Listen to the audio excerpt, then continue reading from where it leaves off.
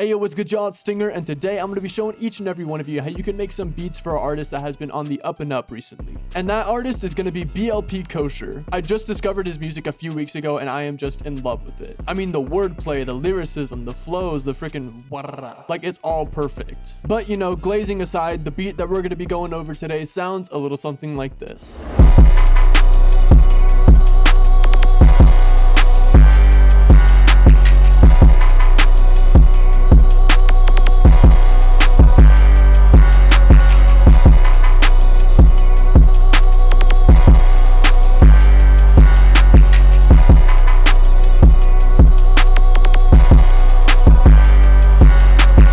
So just as a preface, this beat is more along the lines of his song Special K and the Knack 2, and I wanted to mention that because this isn't a typical Detroit Flint style beat. That's not what we're going to be going over today, but I will be doing a Babytron tutorial in the future, so stay tuned for that. So with that being said, let's go over this beat. The first thing that I'm going to break down is the melody, and you want to keep the melody stupid simple. As you can see here, I only have 4 melodic components. And the first one is going to be this piano from Addictive Keys. And this melody has 3 simple steps to building it. The first step is going to be laying down your bass notes. And if I want my beats to sound super dark and sinister yet resolute, I'll often start with the root note of our scale being B, and I'll work around with one of the 2 half-step intervals in our B minor scale. These half-step intervals provide for a lot of suspense and tension in the beat, and by going from these half-step intervals to the root note, you're relieving that tension but still giving it a dark and spooky vibe. So with that being said, this is what the bass line sounds like.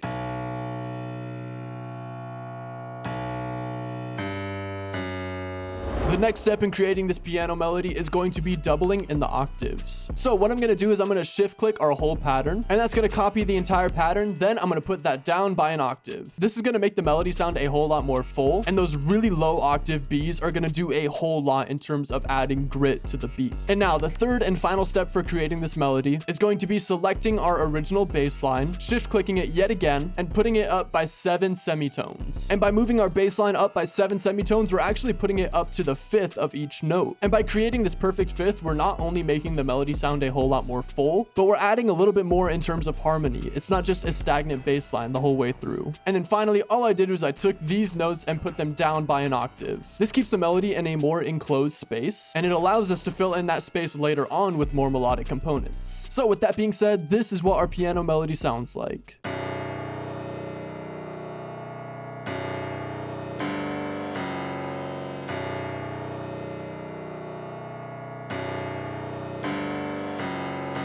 Now, the next melodic component is optional, but I wanted to build on the already dark and suspenseful nature on the beat thus far. So I threw down this classical choir from Omnisphere, and I just have it playing our original bass line with its perfect 5th inversions, and then I also doubled the root towards the end here to give it a little bit more variation.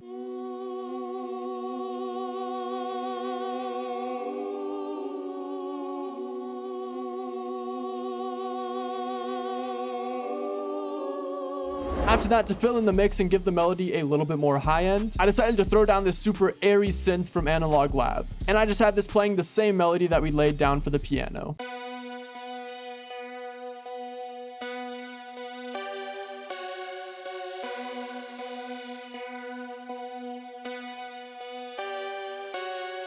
And finally, an absolute must for these kind of beats is going to be a tubular bell. Now, you don't gotta go all crazy with the bell, I just have it following the root note of our original melody, but I threw in some extra notes as well as slide notes to make it a little bit more interesting. And it might be considered a cardinal sin, but for this I'm just using the typical yeet bell.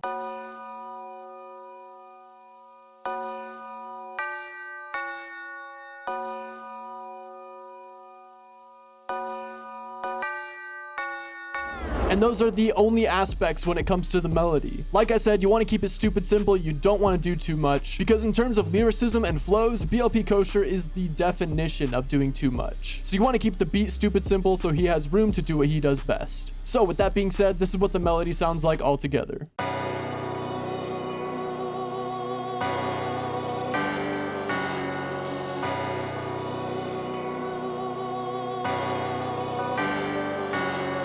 So now that we've got the melody done, let's go over the drums. The first thing that I threw down is the 808, and you want these 808s to have a super low and subby presence. 808s like the CTM 808 or anything with a lot of high-end presence isn't really going to be ideal for these kind of beats. So with that being said, you just want to lay down a basic pattern following your root notes.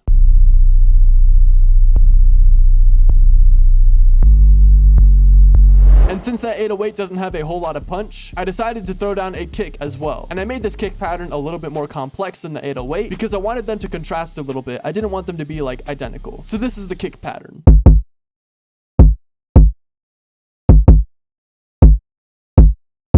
After that, the next thing that you're going to want to throw down is a snare. And for these kind of beats, you're definitely going to want to use a snare rather than a clap. And you're also going to want to find a super gritty and punchy snare. And my go-to for these kind of sounds is the Loop Legend 2023 drum kit. Not sponsored by Loop Legend or anything, he is the homie, but he was kind enough to send me his kit for free, and I've just been in love with it. So yeah, with that being said, this is the snare that I chose. The next thing that you're going to want to throw down is a super bright and airy hi-hat. And yet again, simplicity is key. You do not want to go crazy on the rolls. Literally every so often, I just give it some little 16th note rolls. And then I'm also dropping the hi-hat whenever the snare hits. I just do this to give the snare a little bit more room and to also emphasize its presence in the mix. So with that being said, this is what the hi-hat pattern sounds like.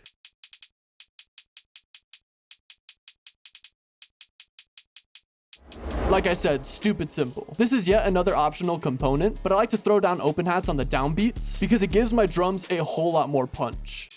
Now, the last thing was optional, but the next few things are absolutely essential. And that is going to be a couple of Detroit percussions. For example, we have this one, and this one. And you're just going to want to sprinkle those in sparsely throughout the drums and just throw them in wherever you may think they fit. So with that being said, this is what the drums sound like all together.